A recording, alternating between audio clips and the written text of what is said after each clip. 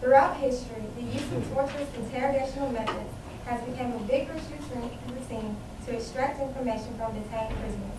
Sexual humiliation, whippings, beatings, suspensions, and so much more have all become methods interrogators use for the means of interrogation. The use of these vigorous and inhumane techniques are not only wrong, but it is considered a violation of human rights.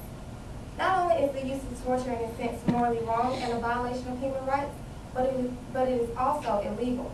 Conventions, amendments, and treaties, all adopted as early as the 1950s, have set forth the laws prohibiting the use of torture, no matter the circumstance. In 1948, the United General Assembly adopted the UDHR, the Universal Declaration of Human Rights.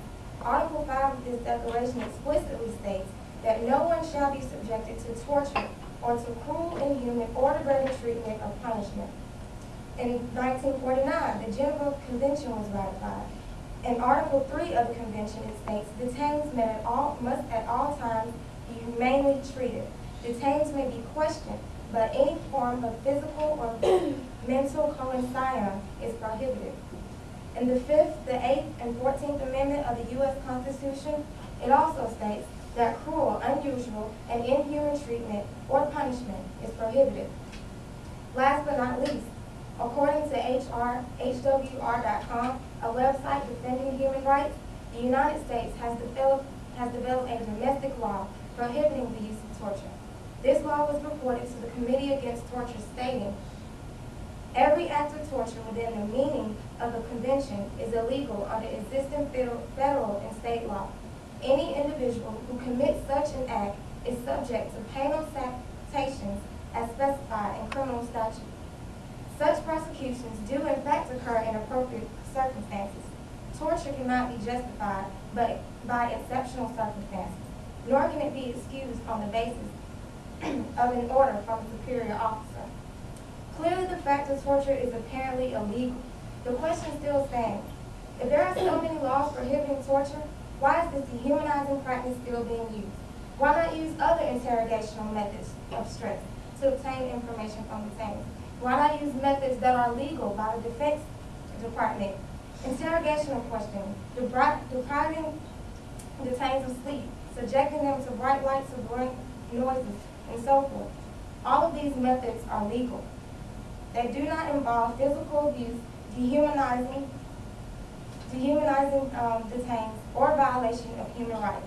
As said by Kenneth Law, the Executive Director of Human Rights and the author of Time to Stop Stress and Duress, torturing prisoners is never justified. 1 minute. I stand ready for my cross-examination.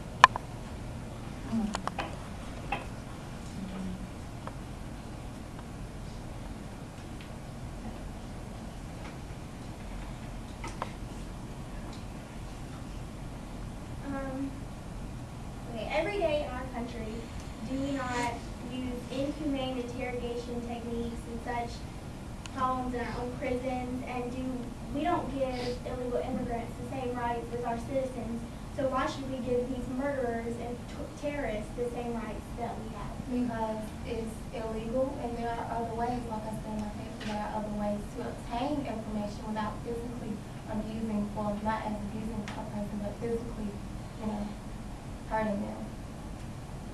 I mean, like, interrogational questioning, if you question a person so far, you get them to the point where they're like, okay, I'll just suffer it, I'll just give you whatever you want to hear.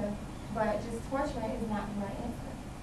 Well, as in my example, when he was only waterboarded for 35 seconds and he gave up all those other names, and all these other countries openly torture Americans, make videos and such like that, why should we not? Because, like I said, it's illegal, but still you don't know if that information was accurate or not. He might just be telling you those people's names just to stop you from torturing them. You don't know if that information is accurate. So torturing is not a reliable source of information. Thank you.